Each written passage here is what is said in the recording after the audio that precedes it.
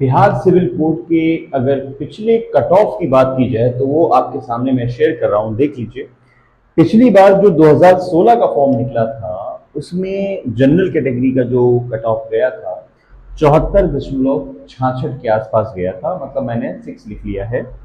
BC का जबकि गया था 72.4। बात करें अगर उसी जगह ईबीसी की तो 70.4 गया था।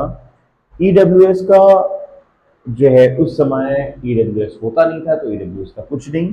एससी का 65.8, एसटी का 64.1। याद रहे ये 2016 का है, उस समय कंपटीशन कम भी होता था। अगर हम बात करें आज के परिप्रेक्ष्य में तो ये बहुत ज़्यादा होने वाला है, इसलिए क्योंकि जय हिंद साथियों, कैसे हैं आप? उम्मीद है आप बहुत अच्छे से होंगे और आपकी पढ़ाई बहुत अच्छे से चल रही होगी। 8 महीने हो चुके हैं बिहार सिविल कोड के फॉर्म को निकले, लेकिन पिछले 8 महीने से लगातार एक खबर आ रही है कि बस अब फॉर्म आने वाले, बस अब एग्जाम की डेट निकलने वाली है, अब निकलने वाली है, तब निकलने वाली है। लेकिन आज मैं आपके लिए एक बहुत अच्छी खबर लेकर आया हूँ। जी हाँ, खबर बिहार सिविल कोड से रिलेटेड है, जहाँ एग्जाम के होने की एक सुगबुगाहट पाई गई है। ये इसलिए क्योंकि बिहार सरकार के एक बड़े मंत्री के जरिए ये बात कही गई है कि आने वाली जितनी भी भर्तियां पेंडिंग है उनको बहुत जल्द कवर कर लिया जाएगा, पूरी करा लिया जाएगा। इसका ये मतलब है कि अगले साल जो इलेक्शन होने हैं उसके पहले जितनी भी पेंडिंग भर्तियां हैं उन सबको कराने का पूरी तैयारी कर ली गई है। और ये इसलिए भी माना जा सकता है क्योंकि बिहार सरकार, ये कोई भी सरकार हो, ये मान के चलती है कि उसके यहाँ जितनी भी सीट्स हों वो सीट वो जीते, उसके उसमें जिताने में यूथ बहुत बड़ा रोल अपनाता है। तो 40 सीटें हैं और 40 सीटों के लिए यूथ का बहुत बड़ा आबादी भी है बिहार में। तो आप समझ सकते हैं कि कितना ज़्यादा फायदा होने वाला है यूथ को, और उसके बाद सरकार को। किसी भी सरकार हो अगर वो वेलफेयर करती है पब्लिक के साथ, यूथ के साथ, तो उसको अल्टीमेटली फायदा होता ही है। तो यहाँ से एक कमेटी बनाने की बात कह दी गई है। बहुत जल्द एक कमेटी का जो है एक क्रिएशन भी हो जाएगा, कमेटी तैयार भी हो जाएगी, और कमेटी ये ध्यान देगी कि एग्जाम इतना लेट हो क्यों रहा है। ये एग्जाम लेट क्यों हुआ है? क्योंकि हुआ ये है कि इतनी एक्सपेक्टेशन की नहीं गई थी कि फॉर्म इतने ज्यादा पड़ जाएंगे। भर्ती थी लगभग 7,500 8,000 के आसपास और फॉर्म पड़ गया 18 लाख। तो ना हुआ ये कि गवर्नमेंट को भी नहीं समझ में आया इतने सेंटर कहाँ से देंगे, क्योंकि बिहार अभी भी अनडेवलप्ड इलाका है, डेवलपिंग है। तो लेकिन है क्या कि इतनी जल्दी इतने सारे सेंटर्स अलॉट कराना आसान नहीं है। लेकिन चूंकि बहुत ज्यादा समय हो गया है, अब ये कहीं ना कहीं नेगेटिव हो रहा है, इलेक्शन का भी टाइम है, तो गवर्नमेंट पर एक प्रेशर है, अधिकारियों पर एक प्रेशर है कि वो इसको जल्दी से जल्दी पेपर को कंडक्ट कराए। इसीलिए सरकार के मंत्री भी अभी कह चुके हैं कि जितनी भी पेंडिंग भर्तियां हैं उन सबको पूरी कराया जाएगा। इसके लिए कमेटियां गठित की जा रही हैं और ये देखा जाएगा कि हर डिस्ट्रिक्ट में डिस्ट्रिक्ट मजिस्ट्रेट को एक नोटिस दी जा रही है कि जितनी भी जगह खाली हैं, कहाँ कहाँ एग्जाम कराया जा सकता है, वो सभी रिपोर्ट बनाकर जल्द भेजिए। तो एक से एक बात समझ में आ चुकी है कि अब थोड़ा सा इसमें गति पकड़ते दिख रहा है बिहार सिविल कोड। कितनी गति पकड़ता है, कब क्या होने वाला है, इसकी डिटेल मैं आपके साथ शेयर करने वाला हूं। तो बने रहिएगा वीडियो में, क्योंकि बहुत ज्यादा इंपॉर्टेंट बिहार सिविल कोड से रिलेटेड होने वाला है ये, अगर आप एस्पिरेंट हैं इस नौकरी के लिए। तो वीडियो शुरू करने से पहले एक रिक्वेस्ट कि अगर हमारे चैनल में आप पहली बार विजिट करने आ गए हैं तो प्लीज वीडियो को जल्दी से लाइक कर लीजिए, चैनल को सब्सक्राइब कर बेल आइकन दबाना मत भूलिएगा। जी, हम बात कर रहे हैं Bihar civil court exam date 2023 की, जो कि 8 महीने पहले निकला था। जी हाँ, 8 महीने पहले। 8 महीने समझते हैं ना, पिछले साल निकला था। और पिछले साल निकलने के बाद है क्या कि अभी तक एग्जाम नहीं हो पाया। इसीलिए आपने देखा होगा कि पिछले कई दिनों से बहुत सारी सुगबुगाहट रही है, लेकिन वो सुगबुगाहट अब गंभीरता में बदलती दिख रही है, जो मैंने वीडियो के शुरुआत में आपको बताया है।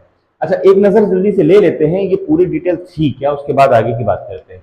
देखिए क्या इसमें टोटल पोस्ट की अगर हम बात करें तो इसमें 7,692 पोस्ट थी। इसमें क्लर्क की, स्टेनोग्राफर की और रीडिंग की, जो लेखक ने वो जो कैदी होते हैं या विटनेस्ड होते हैं उनकी गवाही लेते हैं, उनकी अलग अलग पोस्ट है। मोटा मोटा मैंने यहाँ पर लिख लिया है कि 3325 क्लर्क की है, स्टेनोग्राफर की यहाँ पर 1562 पोस्ट है ना। और इस तरह कुछ अलग भी है। टोटल फॉर्म निकले हैं, पड़ गए 18 लाख से भी ज्यादा। 18 लाख बहुत ज्यादा फॉर्म होते हैं। बिहार एक जो है ऐसा राज्य है जिसकी आबादी अभी शायद 15-16 लाख के आसपास है ना।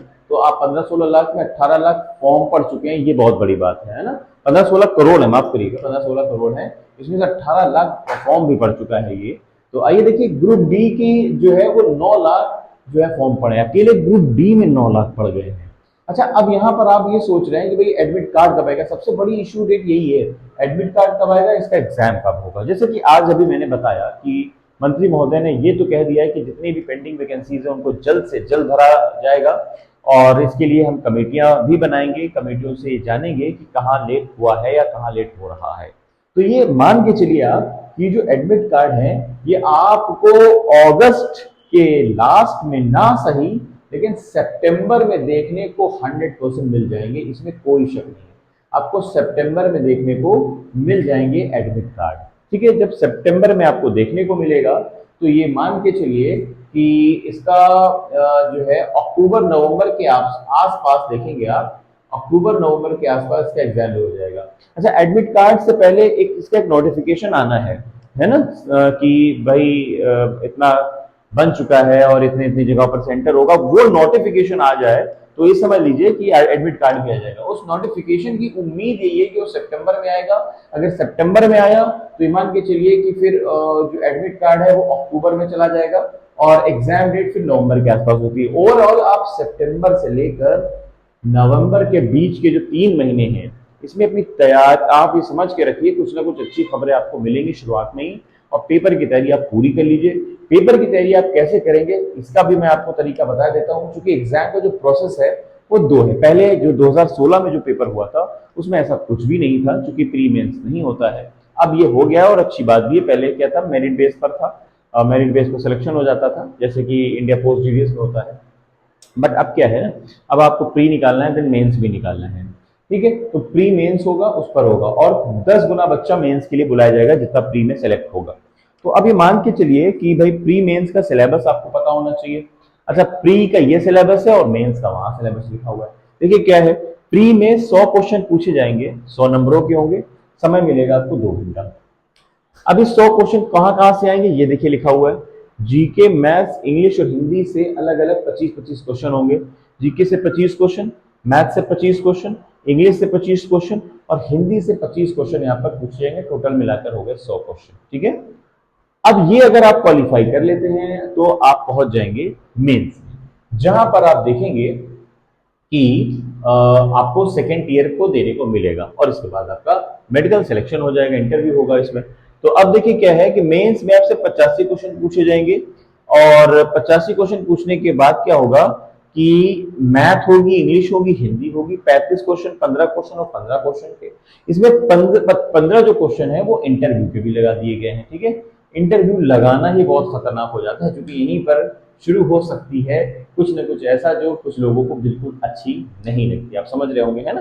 तो ऐसा जो है आप डिमोरलाइज ना हो, लेकिन ये मान के चलिए आप इंटरव्यू की भी तैयारी साथ ही साथ करिए। बिहार से रिलेटेड जितनी भी इंफॉर्मेशन आपके पास हो सकती है वो सब के सब कलेक्ट करना शुरू कर दीजिए। ठीक है, स्पेशली कोर्ट से रिलेटेड। अब देखिए जो 2016, अब वीडियो के एंड में मैंने आपको जो कट ऑफ बताया था उस कट ऑफ को आगे बढ़ाते हैं, पूरा करते हैं, और आपको 2023 का एक्सपेक्टेड कट ऑफ या सेफ स्कोर भी बताता हूं कि कितना रहना चाहिए। ठीक है, देखिए अगर हम बात करें प्रीवियस ईयर कट ऑफ की प्यारे साथियों, तो जो प्रीवियस ईयर कट ऑफ रहा हमारा जनरल बीसी और ईबीसी डब्ल्यूएस एससी एसटी का जरा देख लेते हैं। तो जनरल का था 74.6, कितना 74.6। याद रखिएगा दोनों मिलाकर मैं बता रहा हूं, मतलब लास्ट मेंस के बाद। बीसी का था 72.4, ईबीसी का था 70.7, ईडब्ल्यूएस उस जमाने में था नहीं तो 65.8, एसटी का था 64.1। ये था कट ऑफ किसका, 2016 का, आज से 7 साल पहले। 7 साल पहले क्या कंपटीशन था, आज कहाँ कंपटीशन, आप अंदाजा लगा सकते हैं। आज आप YouTube में बहुत सारी चीजें आसानी से समझ लेते हैं, पढ़ लेते हैं, घर बैठे अच्छे अच्छे बड़े बड़े यूट्यूबर्स को, बड़े बड़े टीचर्स को आप जो है अपने मोबाइल में कैद कर चुके हैं। लेकिन आज से 7 साल पहले इतना आसान नहीं था, डेटा बहुत महंगा हुआ करता था, आप भी समझते हैं ना। तो 2016 में जो कंपटीशन था वो बहुत नीचे, और आज 2023 में ऊपर हो चुका है, काफी ऊपर हो चुका है। तो ये मान के चलिए कट ऑफ हाई होना ही होना है। ठीक है, अब कितना हाई होगा ये एक्सपेक्टेशन मैं लगा सकता हूं, आप भी अपनी लगाकर बताइएगा कमेंट बॉक्स में कितना जाना चाहिए, है ना। मेरा अंदाजा ये है कि जब इंटरव्यू लग गया है ना, और इतने ज्यादा फॉर्म पड़ चुके हैं, तो फिर कट ऑफ जाने वाला है हाई। ठीक है, टू मच हाई भी हो सकता है, इसीलिए मैं लेकर जा रहा हूं इसको 85 को। कौन कौन? जनरल, बीसी, ईडब्ल्यूएस, इन चारों कैटेगरी को मैं लेकर जा रहा हूं 85 के पास। +-3 कर लीजिए, मतलब या तो ये 85 से कुछ ऊपर हो सकता है या तो 85 से कुछ नीचे भी रुक सकता है। ठीक है, तो 85 ये general category +-3, BC 85 +-3, EBC 85 +-3 marks, EWS 85 +-3 marks, SC को और एसटी को मैं नीचे रखता हूं, क्योंकि यहां पर थोड़ा कंपटीशन कम रहने वाला है, लेकिन इतना भी कम नहीं रहने वाला है।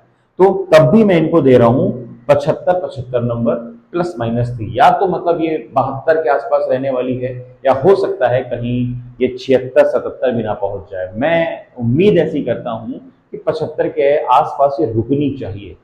आपको क्या उम्मीद है? कमेंट बॉक्स में कमेंट करके जरूर बताइए कितनी रहनी चाहिए। आपका व्यूज, आपके थॉट्स, आपका एक्सपेक्टेशन बिल्कुल सराखों पर है। देखते हैं क्या बताते हैं आप। वीडियो कैसा लगा जरूर बताइएगा कमेंट करके। अगर चैनल को अभी भी सब्सक्राइब नहीं किया है, तो आपको किसी भी तरह की गवर्नमेंट जॉब की अपडेट चाहिए, चाहे वो सेंट्रल की हो या किसी भी स्टेट की हो, छोटी सी बड़ी नौकरी, उसकी नोटिफिकेशन इन्फॉर्मेशन आपको इस चैनल पर मिलती है।